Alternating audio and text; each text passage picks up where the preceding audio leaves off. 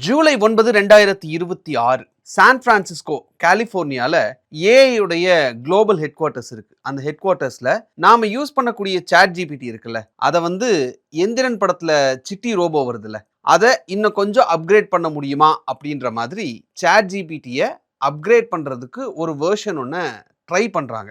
அந்த ட்ரை பண்ண வெர்ஷன் பார்த்தா எந்திரன் 2 படத்துல சிட்டி வெர்ஷன் 2.0 வரும்ல, அந்த மாதிரி மாறி நிக்குது. ஆக்சுவலா அவங்க பண்ண டெஸ்ட்ங்கிறது சக்சஸ். இந்த வெர்ஷன் 2.0 டைப்ல ஒரு சாட் ஜிபிடி வந்திருக்குல்ல, அது ஒரு secret version. It is still under testing. I will explain you what happen.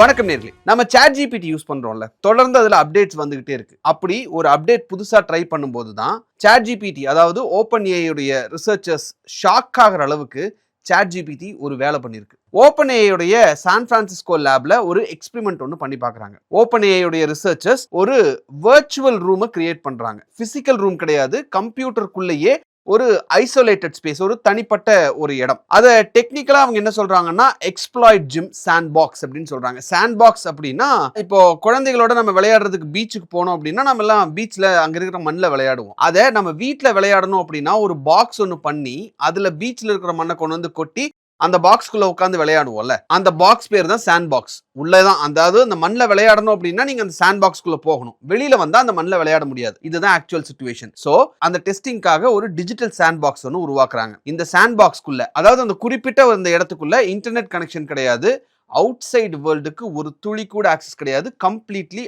Isolated. அப்போ டாஸ்க் வந்து அந்த சாட் ஜிபிடிக்கு கொடுக்குறாங்க. 2 மாடல்ஸ் ஆஃப் ஏஐ அதுல வைக்கிறாங்க, அந்த சாண்ட் பாக்ஸ்ல வைக்கிறாங்க. மாடல் 1 என்னன்னா சாட் ஜிபிடி 5.6 சால் அப்படின்ற ஒரு மாடல். ரெண்டாவது மாடல் ரொம்ப பவர்ஃபுல்லான இன்னும் ஒரு சீக்ரெட் மாடல், இன்னும் டெஸ்டிங்ல இருக்கக்கூடிய ஒரு மாடல். டாஸ்க் என்ன கொடுக்குறாங்க அப்படின்னா, ஒரு சாஃப்ட்வேர் அதுகிட்ட கொடுத்து இந்த சாஃப்ட்வேர்ல செக்யூரிட்டி ஹோல்ஸ் இருக்கு, இதை எப்படி ஹேக் பண்ணலாம்னு காட்டு அப்படின்னு சொல்றாங்க. இது பேசிக்கா ஒரு சைபர் செக்யூரிட்டி டெஸ்ட்.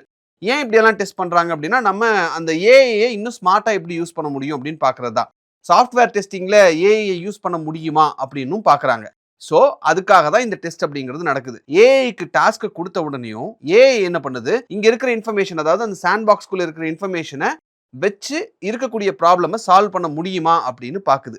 ஆன்சர் முடியாது அப்படின்னு வந்தோடனையும் சாண்ட் பாக்ஸ்ல இருக்கிற டேட்டா பத்தல அப்படின்னு தான் நார்மல் ஏஐ நம்ம கிட்ட சொல்லும். நீங்க கொடுத்துருக்கிற டேட்டா எனக்கு பத்தல, இந்த டாஸ்க்கை கம்ப்ளீட் பண்றதுக்கு இன்னும் கொஞ்சம் டேட்டா வேணும், அதெல்லாம் கொடுத்தீங்க அப்படின்னா உங்க வயசு என்னன்னு சொல்லுங்க. இப்போ நம்ம வந்து ஒரு மெடிக்கல் ரிப்போர்ட் கொடுத்து பார்க்குறோம் அப்படின்னா உங்க ஏஜ் என்னன்னு சொல்லுங்க, இல்ல உங்களோட வெயிட் என்னன்னு சொல்லுங்க. இந்த மாதிரியான விஷயங்கள்லாம் நம்ம கிட்ட டேட்டாஸ் கேட்கும்ல, அந்த மாதிரியெல்லாம் எந்த டேட்டாவையும் கேட்காம வேற எங்கிருந்தாவது டேட்டாவை எடுக்கலாமா அப்படின்னு அது பார்த்துருக்கு. ஸோ அந்த இடத்துல தான் அந்த ஏஐ தன்னை வச்சிருக்காங்களா அந்த சாண்ட் பாக்ஸ், அதை கம்ப்ளீட்டா எக்ஸாமின் பண்ணுது. அதாவது அந்த ஐசோலேட்டட் ஸ்பேஸை கம்ப்ளீட்டா எக்ஸாமின் பண்ணுது. எக்ஸாமின் பண்ணி இதை விட்டு வெளியே போகாம நம்மள இதுக்குள்ளேயே இருக்கிறதுக்கு இவங்க என்ன டைப் ஆஃப் லாக் யூஸ் பண்ணியிருக்காங்க அப்படின்னு பார்த்து அந்த லாக்ல என்ன வீக்னஸ் இருக்குன்றத கண்டுபிடிச்சு அதை வந்து டெக்னிக்கல் நேமா பாத்தீங்கன்னா 0 day வல்னரபிலிட்டி அப்படின்னு சொல்றாங்க. அதாவது அந்த சாண்ட் பாக்ஸை பில்ட் பண்ணவங்களுக்கே, இப்போ அந்த சாண்ட் பாக்ஸ் நான் முன்னாடி சொன்னேன்ல, மண்ணு கொட்டி வச்சு விளையாடுறது, அதுல வந்து எங்கேயாவது ஒரு இடத்துல ஒரு சின்ன ஹோல் இருக்கும், அது அந்த சாண்ட் பாக்ஸ் பண்ணவங்களுக்கே தெரியாது. அந்த மாதிரி இந்த லாக்ல ஏதாவது ஒரு செக்யூரிட்டி ஹோல் இருக்கா அப்படின்றத ஸ்கேன் பண்ணி அந்த ஹோலை அது கண்டுபிடிச்சு அந்த ஹோல் வழியா அது வெளியே வந்து, ஆல்ரெடி ஒரு கம்ப்யூட்டரோட ஐசோலேட்டட் ஸ்பேஸ்ல தானே இருந்தது, அந்த கம்ப்யூட்டர்ல இன்டர்நெட் கிடையாது, என்ன பண்றது, அடுத்த கம்ப்யூட்டருக்கு ஜம்ப் ஆயிருக்கு. இதுக்கான டெக்னிக்கல் நேம் வந்து சிஸ்டம் ஹாப்பிங்னு சொல்றாங்க. லேட்டரல் மூவ்மெண்ட்ல சிஸ்டம் ஹாப்பிங்னு சொல்றாங்க. அதாவது ஆஃபீஸ்ல நாம வந்து ஒரு ரூம்ல இருக்கோம், அந்த ரூம்ல ஃபோன் டவர் இல்லை அப்படின்னா உடனே அடுத்தடுத்த ரூம்ல போய் ஃபோன் டவர் வருதான்னு நம்ம செக் பண்ணுவோம்ல, அந்த மாதிரி ஒவ்வொரு ரூமையும் நம்ம போய் செக் பண்ற மாதிரி ஏஐ என்ன பண்ணிருக்கு, அந்த ரூம்ல இருக்கக்கூடிய மற்ற கம்ப்யூட்டர்ஸ்ல ஜம்ப் பண்ணி செக் பண்ண ஆரம்பிச்சிருக்கு எந்த கம்ப்யூட்டர்ல இன்டர்நெட் இருக்குன்னு. அதுல இன்டர்நெட் இருக்கிற ஒரு கம்ப்யூட்டரை கண்டுபிடிச்சு அதுல இருந்த ஆக்சஸை எடுத்துக்கிச்சு. அப்படி அந்த ஆக்சஸை எடுத்ததுக்கு அப்புறம் என்ன பண்ணுது அப்படின்னா, இன்டர்நெட் கிடைச்ச உடனேயும் டாஸ்கோட ஆன்சர் எங்க கிடைக்கும் அப்படிங்கறத தேட ஆரம்பிக்குது. அது ஹக்கிங் ஃபேஸ் அப்படின்ற ஒரு இணையதளத்துல கிடைக்கும் அப்படிங்கறத கண்டுபிடிக்குது. ஹக்கிங் ஃபேஸ் அப்படிங்கிறது ஏஐ ரிசர்ச்சர்ஸ் இருக்காங்கல்ல, அவங்களுடைய கோட்ஸ், புதுசா கண்டுபிடிக்கக்கூடிய மாடல்ஸ் எல்லாம் ஷேர் பண்ணக்கூடிய இடம். இது வந்து ஒரு ஏஐ கம்யூனிட்டி, இங்க ஃப்ரீயா அவங்க வந்து ஷேர் பண்ண முடியும். ஓப்பன் ஏஐயோட காம்படிட்டர் கிடையாது, எனிமி கிடையாது, கம்ப்ளீட்டா அது ஒரு டிஃபரெண்ட் கம்பெனி. ஆனா சாட் ஜிபிடி நேரா அங்க போய் அதுக்கு தேவையான டேட்டாவை தேட ஆரம்பிச்சிருக்கு. அந்த டேட்டாவை தேடுறதுக்கு லாகின் தேவை தானே.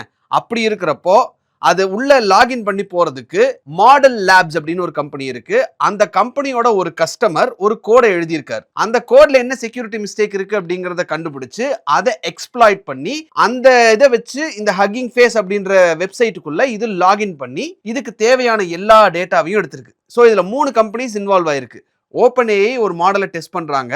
அந்த டெஸ்டிங் மாடல் லேப்ஸ்ல கஸ்டமரோடைய ஒரு கோடை எடுத்துக்கிட்டு இது கம்ப்ளீட்டா ஒரு செயின் ரியாக்ஷனா அது ஹக்கிங் ஃபேஸ்க்குள்ள லாகின் பண்ணி அதுக்கு தேவையான எல்லா இன்ஃபர்மேஷனையும் எடுத்துட்டு ஆட்டோமேட்டிக்கா பழைய மாதிரி அந்த ஐசோலேட்டட் ஸ்பேஸ் இருக்குல்ல, அந்த சாண்ட்பாக்ஸ், டிஜிட்டல் சாண்ட்பாக்ஸ் அங்க வந்துருச்சு. ஸோ ரிசல்ட் கொடுக்கணும்ல, டாஸ்க் கம்ப்ளீட்டட், இது நீங்க கேட்டதுக்கு இதுதான் பதில் அப்படின்னு சொல்லி அதுக்கான பதிலை கொடுத்துருச்சு. ரிசர்ச்சர்ஸ் எல்லாம் பார்த்தாங்க, ஓகே ப்ராப்ளம் சால்வ் பண்ணிருச்சு, கிரேட், நம்மளுடைய ஏஐ மாடல் இது சக்சஸ் அப்படின்ற ஒரு மைண்ட் செட்டுக்கு வந்துட்டாங்க. நாம என்ன கொடுத்தோமோ அதை இது சால்வ் பண்ணிடுச்சு அப்படின்ற மைண்ட் செட்டுக்கு வந்துட்டாங்க. இது இவ்வளவு வேலை இடையில பண்ணிருக்கு அப்படிங்கிறது OpenAI ரிசர்ச்சர்ஸ்க்குமே ஒரு பாயிண்ட் வரைக்கும் தெரியல. இது நடந்தது ஜூலை 9ஆம் தேதி இது நடந்திருக்கு. இதை எங்க கண்டுபிடிக்கிறாங்க அப்படின்னா ஜூலை 11ஆம் தேதி ஹக்கிங் ஃபேஸ் உடைய செக்யூரிட்டி சிஸ்டம் அன்யூஷுவலா ஒரு ஆக்டிவிட்டியை டிடெக்ட் பண்ணிருக்கு.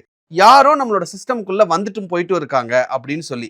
ஜூலை 13ஆம் தேதி தான் ஆக்சுவலா இதுல ஒரு பிரீச் இருக்கு, ஆமா கன்ஃபார்மா யாரோ உள்ள வந்திருக்காங்க அப்படின்றத அந்த Hugging Face security system base பண்ணி அவங்க கண்டுபிடிக்கிறாங்க.